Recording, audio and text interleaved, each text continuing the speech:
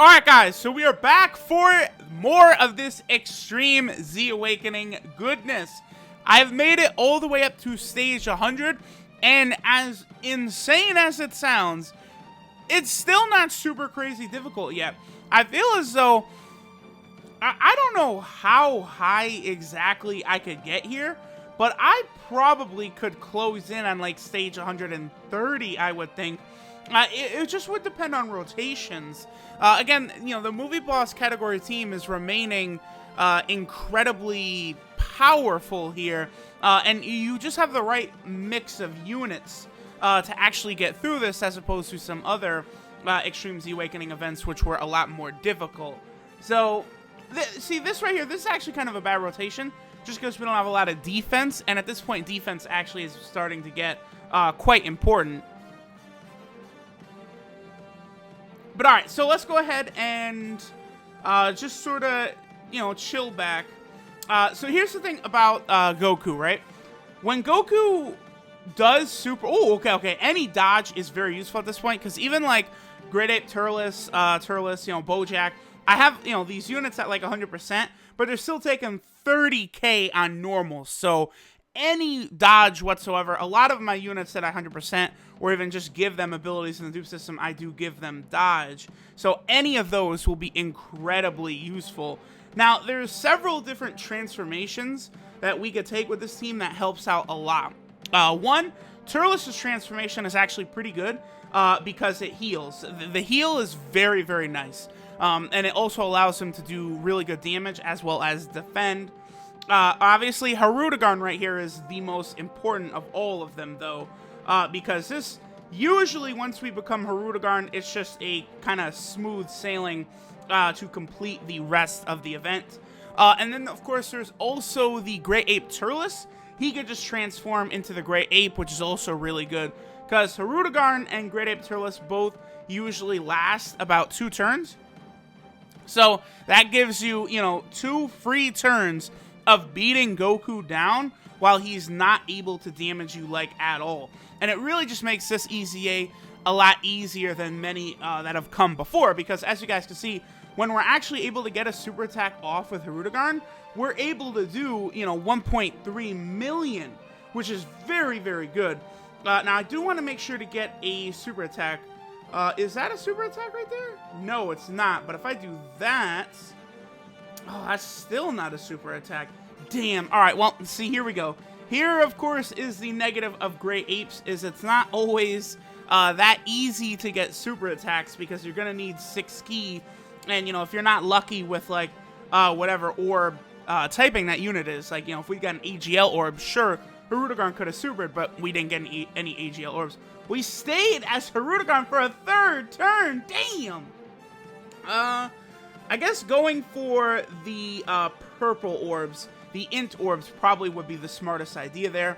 And then, of course, that super attack will go ahead and finish Goku off. So as you guys can see, like, you get that Tapian transformation in Hirudegarn, and it's done. Like, Hirudegarn cleans up, baby.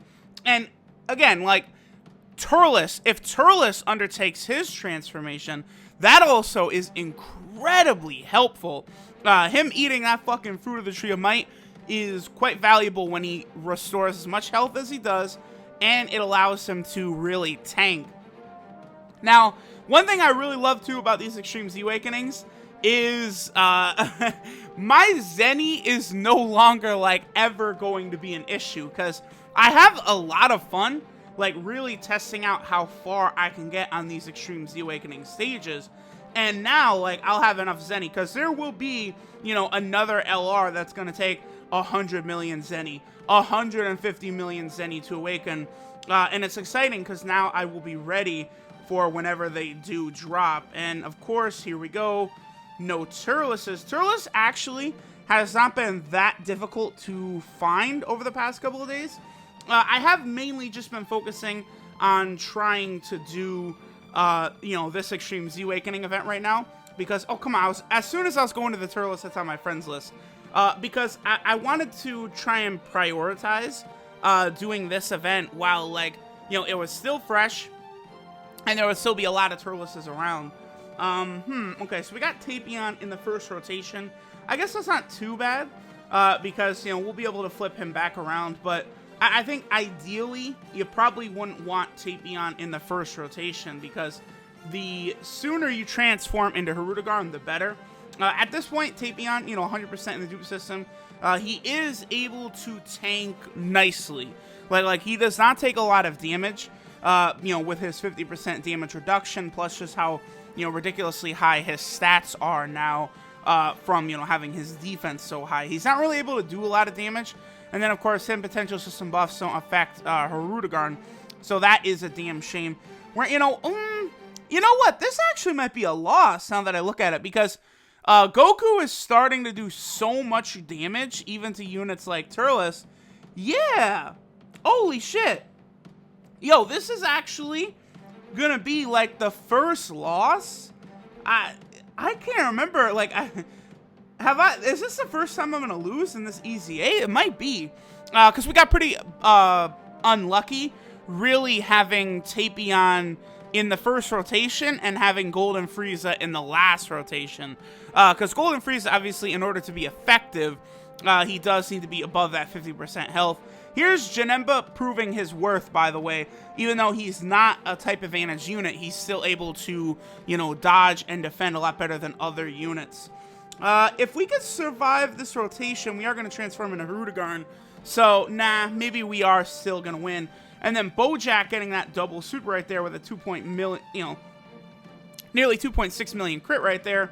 That allows us to transform into Hirudegarn. Yeah, so, I mean, as long as Tapion is around, losses, I guess, are going to be pretty hard to accumulate here. There's a lot of EGL orbs up there, which is nice, so we will be able to easily get at least one super here.